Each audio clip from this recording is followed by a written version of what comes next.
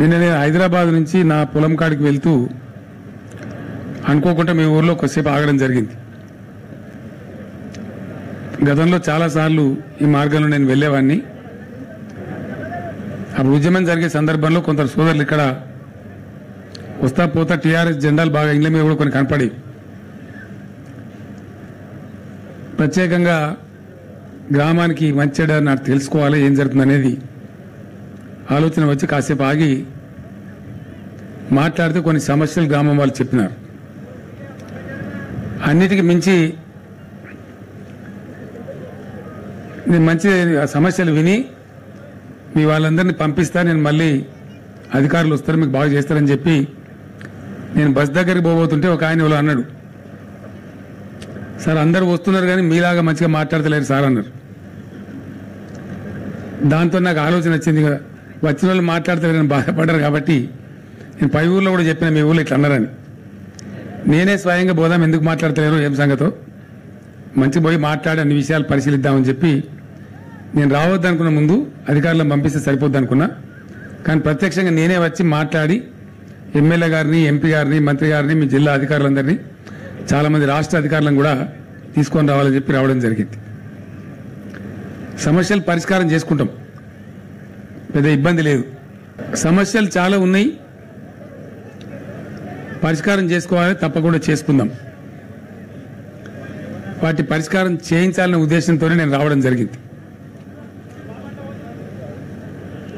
నాకున్న అవగాహన మేరకు మీ ఊరికి ముఖ్యమంత్రి ఇదివరకు రాలే చరిత్రలో.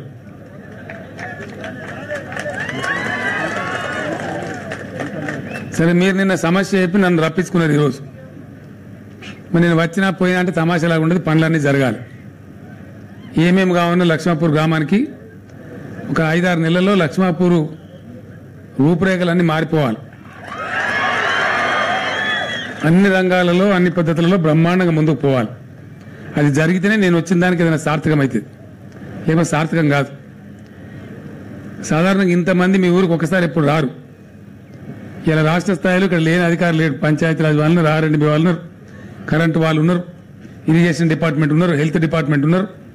ప్రతి ఒక్కరు కూడా ఇక్కడ ఉన్నారు. ఇప్పుడు దీంట్లో మీరు ఏ సమస్య చెప్పినా ఇప్పటికిప్పుడే నిర్ణయం తీసుకొని చేయొచ్చు అని చెప్పి అందరం కలిసి వచ్చినాం. ఒక మాట, అవి ఎన్ని ధర్మారెడ్డి గారు వీళ్ళు అడిగిన మొత్తం టోటల్ అమౌంట్ ఎంత అయింది? 13 crores. ఒకసారి ఆ లిస్ట్ చేయమ్మా మహేందర్.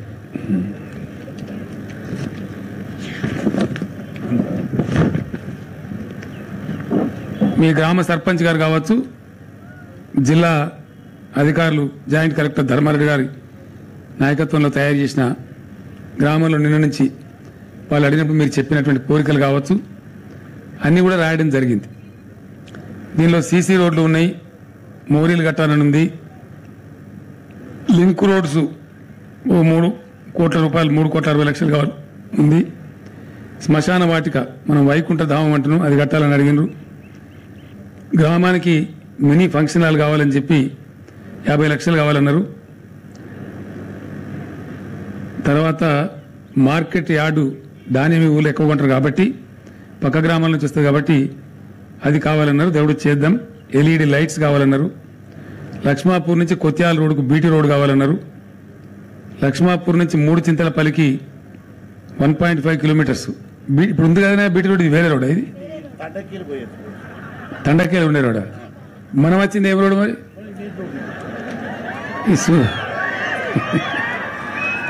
సుధీర్ రెడ్డి ఎమ్మెల్యే బాగా హుషారున్నాడా. ఒక ఊర్లో ఎగిరితం చుట్టం వచ్చినాడు. పొద్దున్న లేవగానే నేను పోతా జల్దీ పోతా అంటే ఇప్పుడు బస్సులున్నాయిగా నా కాలంలో లేవు, నడిచిపోవాలి 4-5 మైళ్ళు. ఇంత పెద్ద మనిషి ఉండి బిడ్డ మరి నువ్వు పోతా అని పడుతుంది, మరి అన్నం తయారు కాకపోయి బుక్కడంత సలన్నం ఉన్నది తినిపోతావా అన్నదట. ఎందుకు పెద్దవా, సలన్నం తింటా ఉడకన్నం అయ్యేదాకా ఉంటానడట. సుధీర్ రెడ్డికి అట్లున్నాడు. మొన్ననే ఆ పైప్ లైన్ పోయింది, ఖరాబ్ అయిందని నా పానం తీసి 30 కోట్లు మంజూరు చేసి రోడ్డు మంచిగా చేసిండు. ఇది నన్ను దాని మీద తోలుకొచ్చిండు. మళ్ళీ ఇప్పుడు ఇంకో పక్క రోడ్డు చూపించి మళ్ళీ అది కావన్నట్టు. పర్వాలేదు, మంచిదే, ఇట్లా ఎమ్మెల్యేలు ఉంటేనే మంచిది, కొట్లాటలు ఉండాల్సిందే. సరే అది కూడా కావాలన్నారు, దాన్ని కూడా మంజూరు చేసుకుందాం. తాండా నుంచి 3 చింతలపల్లికి రోడ్డు కావాలని అడుగుతున్నారు, అది కూడా చేసుకుంటాం తప్పకుండా. తదనంతరం కొత్యాల రోడ్ కావాలన్నారు. కొత్యాల రోడ్ నుంచి లక్ష్మాపూర్ తాండక్ కావాలన్నారు. 60 లక్షలతో దాన్ని కూడా మంజూరు చేసుకుంటాం. డంపింగ్ యార్డ్ అంటే చెత్త విసర్జన కేంద్రం, దాన్ని మంజూరు చేసుకుంటాం. కరెంటు స్తంభాలు 200 స్తంభాలు అన్నారు కాబట్టి అవన్నీ మంజూరు చేసుకుంటాం. ఈ రోజే రేపటి నుంచి వస్తాయి. అవి 4 ట్రాన్స్ఫార్మర్స్ కావాలన్నారు. ఇప్పుడే మంజూరు చేస్తారు, ఈ రోజే ఇస్తారు. శ్రీనివాసరెడ్డి గారు బహుశా ఉందని అనుకుంటున్నా. ఉన్నాయి ఇన్నే ఇవాళ ఇస్తారు కదా, ఇప్పుడు సాయంత్రం లోపల ఇచ్చేస్తారు. ఇప్పుడే ఒక 25 కిలోవాట్ల ట్రాన్స్ఫార్మర్లు 2 కావాలన్నారు. అవి కూడా ఇప్పుడే ఇచ్చేస్తారు ఈ రోజే. తర్వాత వాటర్ షెడ్స్ గురించి కొంత కావాలన్నారు. ధోబీ ఘాట్ కావాలన్నారు. 10 లక్షలు అన్నారు. మీరు తక్కువ అడిగారు, 10 లక్షలు సాలయి. నేను 30-40 లక్షలు అయితేనే మంచి ధోబీ ఘాట్ అవుతుంది. అధికారులు ఎస్టిమేట్ చేస్తారు.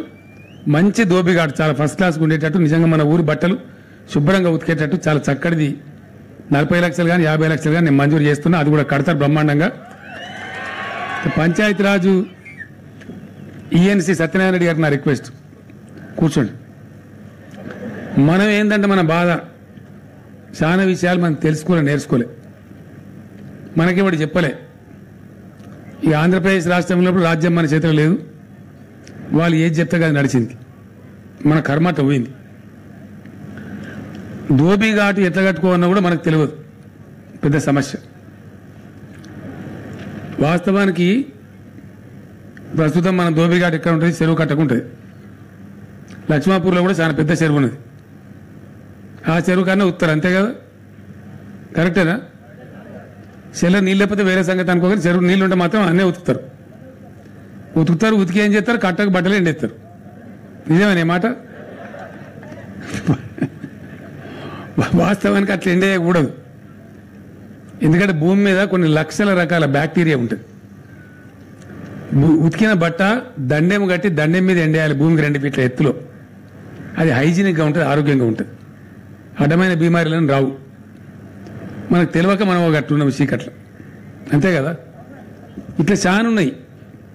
ఇక మనం ఎందో సిపాయిలో అయిపోయినా మనం అనుకుంటున్నాం. ఈ మధ్యలో ఊరికి 500-600 బైకులు మోపిన ఎవ్వరికి అలవాటు పొద్దున్న లేస్తే ఎక్కడ పోతామో ఏం సంగతో కూర్చుండు లేదు, మాట్లాడుకుని లేదు, అంతే కదా? డ్రై అయిపోయింది లైఫ్ అంతా. ఎందెందో పిచ్చి పిచ్చి అయిపోయింది మనసులో. ఈ టీవీలు చేయంగా కొంత ఆగం. 10 కొట్టే వరకు హైదరాబాద్లో వడన్నాయి, శామీర్పేట లేకపోతే హైదరాబాద్లో వడ, అంతే అయిపోయింది పరిస్థితి. గ్రామము ఒక చక్కటి మంచి గ్రామము, అద్భుతంగా ఉండే గ్రామం. మీరందరూ చూస్తున్నారు. ఇప్పుడు పట్టణంలో ఉండేటువంటి కోటీశ్వర్లు, చాలా మంది ధనవంతులు మన ఏరియాని అక్కడక్కడ వచ్చి 2 ఎకరాలు 4 ఎకరాలు కొనుక్కొని ఫామ్ హౌస్ అని కట్టుకుంటున్నారు. అందులో వచ్చి ఉండిపోతారు వారానికో 10 రోజులకు. ఎందుకుంటారు వాళ్ళు? పట్టణంలో ఉండే ఆ పొల్యూషన్, ఆ కంపు భరించలేక మన చుట్టుపక్కలనే 1 ఎకరం 2 ఎకరాలు కట్టుకొని ఫామ్ హౌస్లు కట్టుకొని ఇక్కడికి వస్తారు. మనం ఉన్నది విడిచిపెట్టిపోయి పట్టణంలో పడుతున్నాం. మనం రివర్స్ పోతున్నాం. గ్రామంగా చాలా చక్కగా గొప్పగా మనం బతకచ్చు, డెఫినెట్గా బతకచ్చు. కానీ బతుకుతలేం, అటు అవిటి ఆలోచన చేస్తలేం. నా ప్రార్థన మీతో ఏంటంటే దయచేసి, సరే ఇప్పటిదాకా జరిగింది. ఎందుకో ఇక అదృష్టమో మంచో చెడనో నిన్న నేను ఆగినందుకు ఇది నయం అయింది ఇప్పుడు, అంతే కదా? కాబట్టి ఈడికెళ్ళి లక్ష్మాపూరు నిజంగా లక్ష్మీదేవత తాండవించేటువంటి ఊరు కావాలి.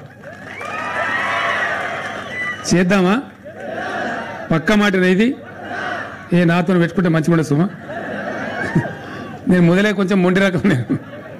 ఎందుకంటే ఏదైనా కావాలంటే అవి తీరాలి కదా, సర్చ్ చేసాడు. పట్టుబడదామా? గ్యారంటీగా. ఓకే. ఇంత గొప్పగా మీరు చెప్పిన తర్వాత మనం ఓడిపోయే ప్రశ్నే లేదు. ఎందుకంటే దురదృష్టం ఏంటంటే ప్రజల సంఘటిత శక్తిలో కొన్ని 1000 టన్నుల, లక్షల టన్నుల ఎనర్జీ ఉంటుంది, శక్తి ఉంటుంది. అంటే అందరం ఒకటై చేసేటువంటి కార్యాచరణలో అద్భుతమైన విజయాలు వస్తాయి. ప్రజల సంఘటిత శక్తిలో ఉన్న పవర్లో ఉన్నటువంటి ఆ సినర్జీ ఏందో మనకు చెప్పేవాళ్ళు లేడు, మనకు అర్థమవుతలేదు. చిన్నగా చెప్పి అర్థం కావాలంటే ఒక ఏలుతో కొడితే దెబ్బ తగులుతుందా?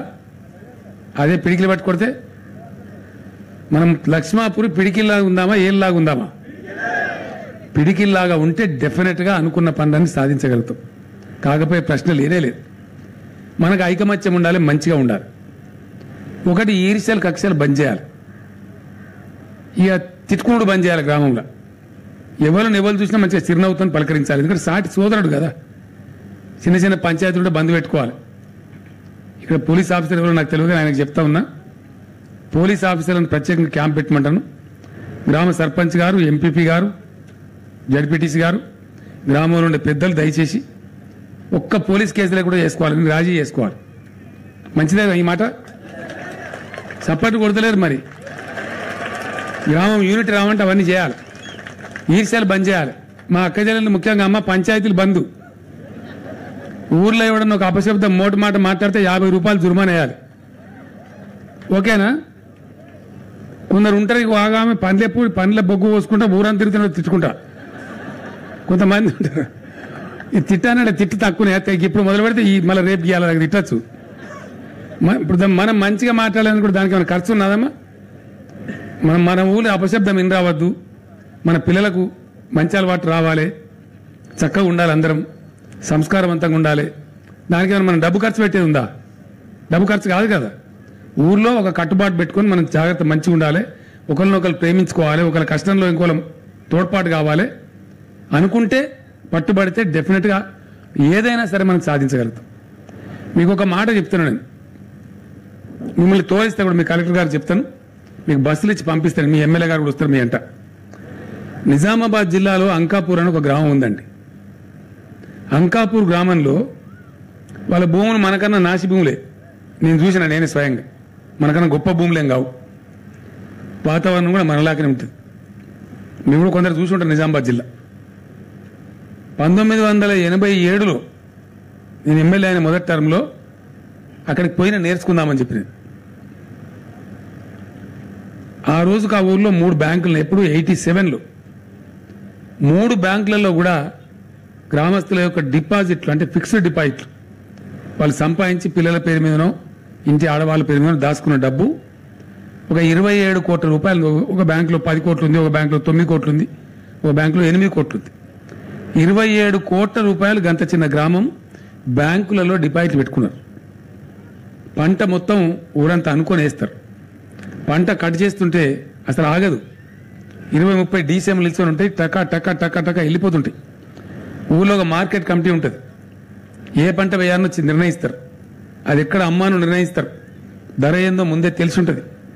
ఇట్లా ఒక నిర్ణీత పద్ధతిలో, అనుకున్నటువంటి పద్ధతిలో, ఒక క్రమంలో గ్రామ కట్టుబాటు పెట్టుకొని ఆ కట్టుబాటు ప్రకారం పనిచేస్తున్నారు. కాబట్టి మన భూములే, మన వ్యవసాయమే, వాళ్ళేం బంగారం తినరు. పెద్దవాళ్ళు సైన్స్ ఏం లేదు, ఇంగ్లీష్లో ఏం మాట్లాడరు, మనలాగా తెలుగే మాట్లాడతారు. అంత డబ్బు సంపాదించారు, అంత బాగా సంపాదించారు. ఆ ఊరు నిజంగా అంత బాగా డబ్బు జమ కావడానికి, మంచిగా ఉండడానికి కారణం ఏంటని నేను బాగా ఎంక్వైరీ చేస్తాను. ఎంక్వైరీ చేస్తే తెలిసిన విషయం ఏంటంటే, కుటుంబాల యొక్క ఆర్థిక పరిస్థితి, అంటే పైసల వ్యవహారం, ఇంట్లో లెక్క మంచి చెడ్డ అంతా మహిళలు చూస్తారు, వాళ్ళు ఆడవాళ్ళే చూస్తారు. అందువల్ల అంత గొప్పగా మంచిగా ఉన్నది. లక్ష్మాపూర్ అక్క జిల్లాలకు నేను దండం పెట్టి చెప్తా ఉన్నా, ఇప్పుడు మనం మంచిగా అవుదాం. మీరు గట్టిగా ఉండాలి. ఇక మేము మొగోళ్ళం జర అప్పుడప్పుడు ఆగమాగం అవుతాం, నవ్వుతూనే. ఇంకా మీరైతే ఏం చేస్తారంటే, మీరు బాగా పొదుపు చేస్తారు, పిల్లల భవిష్యత్తు దృష్టిలో పెట్టుకుంటారు, పిచ్చి పిచ్చి ఖర్చులు పెట్టనియరు. కాబట్టి అక్కడ అంతా కూడా నేను చెప్పే ఒక అంకాపూర్ కాదు, దాని చుట్టూ ఒక 300 గ్రామాలు ఉన్నాయండి. ఎంత బాగుంటుందంటే, పొద్దున 5:30-6 గంటల వరకే వ్యవసాయం కాడ ఉంటారు. ఆడ మొగ అందరు పనిచేస్తారు. ఎంత కంట్రోల్ అంటే, ఇంట్లో డబ్బు వ్యవహారం అంతా ఇంటి అమ్మనే చూస్తుంది, అయ్యే చూడడు. ఏ ఖర్చు సావుకారు దగ్గర అప్పు తెచ్చినా, బ్యాంకులో అప్పు తెచ్చినా, మళ్ళీ అప్పు కట్టినా అంతా కూడా మహిళలే చేస్తారు. చివరికి ఇంటి ఆయనకు సిగరెట్ డబ్బా కొనుక్కోవడానికి ఆమెను డబ్బులు ఇవ్వాలి. మీరు కోపానికి వచ్చారు నా మీద, మంచి కోసమే చెప్తున్నా నేను. అంటే మహిళలు, గ్రామంలో ఉండేవాళ్ళు సంఘటిత పడి మంచి పని చేయాలని ఒక క్రమశిక్షణ కనుక తీసుకురాగలిగితే చాలా విషయాలు బాగుంటాయి. పిల్లల క్రమశిక్షణ వస్తుంది, గ్రామం బాగుంటుంది, అన్ని రకాలుగా చాలా గొప్పగా ఉండగలుగుతాం. దానికి మా సోదరులు కూడా కోఆపరేట్ చేయాలి. అందరం కలిసి బ్రహ్మాండంగా గొప్ప లక్ష్మాపూర్ మనం నిర్మాణం చేయాలి. అనుకుంటే 100% అవుతుంది, కాకపోయే ప్రశ్నే లేదు. ఇప్పుడు నాకు చివరి విలేజ్, దీని తర్వాత నేను మళ్ళీ పొలం కాడికి పోతా. కాబట్టి కొంత టైం తీసుకుందాం, చేద్దామా? ఒక ఆశ ఉంది ఏంటంటే, మీ ఊరు లక్ష్మాపూర్ గ్రామం చాలా పెద్ద గ్రామం. పెద్ద చెరువు, మీ చెరువు బ్రహ్మాండమైన చెరువు. లక్ష్మాపూర్ చెరువు నిండితే ఇప్పుడు నా పొలం ఉంది కదా అక్కడ, ఆ ఎర్రవెల్లి ఊరోళ్ళు చెప్పారు నాకు, మనకు బోర్ల నీళ్లు ఉన్నాడు లక్ష్మాపూర్ చెరువు నిండాలి సార్ అని చెప్పారు. ఒక ఎర్రవెల్లి చెరువే కాదు నేను చెప్పేది, చుట్టూ ఒక 8-10 గ్రామాలకు లక్ష్మాపూర్ చెరువు నిండిందంటే వాళ్ళందరికీ బువ్వ దొరుకుతుంది, బోర్లు బాగుంటాయి, గ్రౌండ్ వాటర్ బాగుంటుంది. అందుకే లక్ష్మాపూర్ చెరువుకు అంత ప్రాధాన్యత ఉంది. నేను సంతోషంగా చెప్తా ఉన్నా, మీ ఎమ్మెల్యే గారు అతను కొట్లాడి పెట్టించారు. ఏది నా దగ్గర కొండపోచమ్మ సాగర్ అని చెప్పి 15 టీఎంసీలతో పెడతా ఉన్నాం. అధికారులు మా హరేరామ్ గారు, సిఈ గారు, ఈఎన్సీ గారు, మురళీధరరావు గారు దాన్ని 6 టీఎంసీలు కడదామంటే కాదు బ్రదర్, రంగారెడ్డి జిల్లాకు నీళ్ళు ఇవ్వాలి, దయచేసి మేడ్చల్ కాన్స్టిట్యున్సీకి ఇవ్వాలి. మా సుధీర్ రెడ్డి గారు నాతో లడాయి పెడుతున్నాడు, ఇయ్యపోతే ఊకోరు. అటు సుధీర్ రెడ్డి ఒక గదాయి, మల్లారెడ్డి గారు ఒక కత్తి పట్టుకొని వచ్చేస్తున్నారు, కాబట్టి ఇవ్వాలి ఖచ్చితంగా అని చెప్తే అప్పుడు దాన్ని 7 టీఎంసీలు దాన్ని 15 టీఎంసీలకు పెంచి మన మేడ్చల్ నియోజకవర్గానికి కూడా 70-75 వేల ఎకరాలకు నీళ్ళు ఇస్తా ఉన్నారు.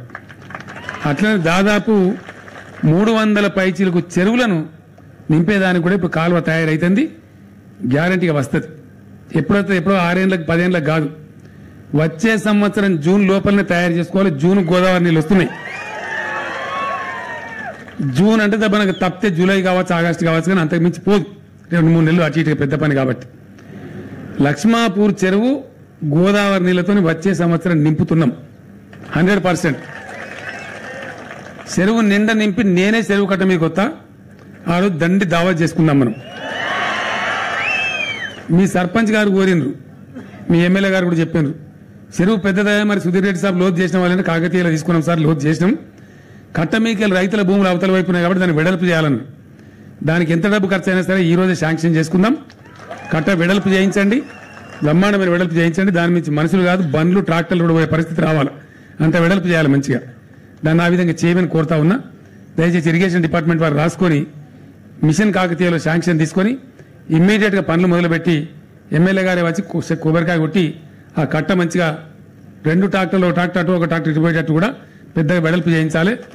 చేయించడమే కాదు, చెట్టుకు ఆ బండి మీద బ్రహ్మాండమైన 2 వైపుల మంచి చెట్లు కూడా పెట్టేయాలి. సాయంత్రం పూట పోయి కూర్చున్నా సంతోషంగా కూర్చునే పరిస్థితి ఉండాలి. ఆ విధంగా తయారు చేయమని నేను కోరుతా ఉన్నా. అదేవిధంగా గోదావరి నుంచి డైరెక్ట్గా కాలువ వస్తుంది. కాలువ వస్తే ఏమవుతుంది, పాముల పర్తినే 15 టీఎంసీల నీళ్లు ఉంటాయి, గిన్నె మన నెత్తిమీదనే. అంటే 365 రోజులు లక్ష్మాపూర్ చెరువు నిండే ఉంటుంది, ఎండిపోయే ప్రశ్న లేదు. రైతాంగం మన తెలంగాణలో ఒకసారి కాళేశ్వరం కనెక్ట్ అయిపోతే మొగులకు ముఖం చూడమనవిగా. అదేం కార్తె అంటారు కాదు, కృతికలు రోహిణి కంటే ముందు వచ్చేది కృతికలే కదా, కత్తెర కార్తె. అవి అప్పుడు నాటు పెడతాం, రోహిణిలోనే నాటేస్తాం.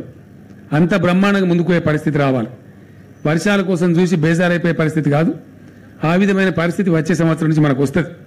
మన దగ్గర అవుతున్నాం కాబట్టి వస్తుంది. ప్రాజెక్ట్ అక్కడ పూర్తిగా నింపకపోయినా కాలువలు మాత్రం తీస్తారు గ్యారంటీగా. చెరువులన్నీ కూడా నింపుకుంటాం, ఏది నీళ్ళు రాగానే గజ్వేల్ తాలూకా కానీ ఇక్కడ కానీ మొత్తం చెరువులు ఫస్ట్ ఫేజ్లో నింపుకుంటాం. తర్వాత కూడా నీళ్ళల్లో మొత్తం స్టెబిలైజ్ అయ్యి పంట కాలువలు, ఆయకట్టు కాలువలు కూడా తయారైతాయి. దానికి కొంచెం టైం పడుతుంది.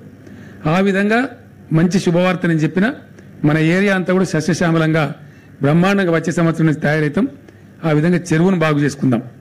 మీరు మొత్తం కలిపి కోరిన కోరికలు ఒక 13 కోట్ల రూపాయలు కదా ధర్మారెడ్డి గారు, 13,40,000 మీరు అడిగినారు. కానీ మీరు తక్కువ అడిగినారు, సాలై తక్కువ అడిగినారు, మీకు ఐడియా లేక అడిగినారు. గ్రామానికి ఒక మ్యారేజ్ హాల్ లెక్కను కమ్యూనిటీ హాల్ కావాలి, 50 లక్షలు అన్నారు, 50 లక్షలు సాలై 75 లక్షలు కావాలి. అది విలేజ్ మల్టీపర్పస్ హాల్ అనాలి, దాన్ని ఓన్లీ పెళ్లిళ్ళు చేస్తానికి వాడద్దు. గ్రామ సభలు జరపాలి, చాలా గ్రామ రైతాంగం గ్రామ ప్రజలందరం కూర్చొని నేను సభ పెట్టుకోవాలి, మాట్లాడుకోవాలంటే మొత్తం మందం కలిసి కూర్చోవాలి, మంచిగా మాట్లాడుకోవాలి. అలానే భోజనం చేయాలి, మంచి భోజనశాల, చక్కటి కమ్యూనిటీ హాలు బ్రహ్మాండంగా అద్భుతంగా కడితే 20,000 కాడ కట్టిన మీరు కొంతమంది చూడొచ్చు, అంత బాగా కట్టాలి. కడితే మరి ముఖం తెలివి ఉంటుంది. అది దానికి 75 లక్షలు శాంక్షన్ చేసుకుందాం, మొదలు పెట్టండి, వెంటనే బ్రహ్మాండం కట్టండి. దాన్ని విలేజ్ మల్టీపర్పస్ హాల్ అంటాం. అంటే అన్ని ప్రయోజనాలు, పెళ్లిలకు వాడుకుంటాం, మంచిగా వాడుకుంటాం, చెడ్డ వాడుకుంటాం. గ్రామానికి సంబంధించినటువంటి మల్టీపర్పస్ హాల్ కింద మొత్తం గ్రామ ఆస్తిగా అది ఉంటుంది. ఆ ప్రకారం దాన్ని చేసుకుందాం. మహిళలు బాగా సంఘటితపడే అవసరం ఉంది కాబట్టి మహిళా భవనం కూడా గ్రామంలో కట్టాలి. దానికి కూడా ఒక 30 లక్షలు మంజూరు చేసుకుందాం. మంచి మహిళా భవనాన్ని కూడా కట్టినట్టయితే మహిళా గ్రూపులు కానీ మహిళలకు సంబంధించిన కార్యక్రమాలు కానీ అక్కడ చేసుకోవచ్చు. దాన్ని కూడా వెంటనే ప్రారంభం చేయాలని చెప్పి నేను కోరుతా ఉన్నా. మిగిలిన మీరు అడిగినటువంటి రోడ్లు, డంప్ యార్డ్లు ఇవన్నీ కూడా ఉన్నాయి. వాటిని కూడా మంజూరు చేసుకుందాం. మీరు 13 కోట్లు అడిగిన, నేను 15 కోట్లు మంజూరు చేస్తాను. ఇంకో కోటి అవసరమైన పెట్టుకుంటాం. ఇంకొక మాట కూడా నేను మీకు చెప్పాలి. గ్రామంలో మనుషులను చనిపోయినప్పుడు గౌరవప్రదంగా పంపిస్తాం మనం వాళ్ళకు. భూమి ఉన్న వాళ్ళు సరే వాళ్ళ భూమిలో చేసుకుంటారు. భూమి లేని వాళ్ళు చాలా పెద్ద బేదారు ఉంటుంది. ఎవరికైనా సరే గ్రామం మొత్తానికి కలిపి ఒక కామన్ వైకుంఠ ధామం అనే పేరుతోని కామన్ దహన వాటిక ఉండాలి.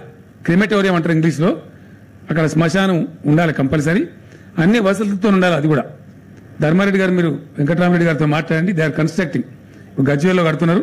కావాలంటే మీ ఎండిఓనో ఎంఆర్ఓనో పంపించండి. అక్కడికి పంపించి తెప్పించుకోండి డీటెయిల్స్. సేమ్ మోడల్ ఇక్కడ కూడా డెవలప్ చేయండి.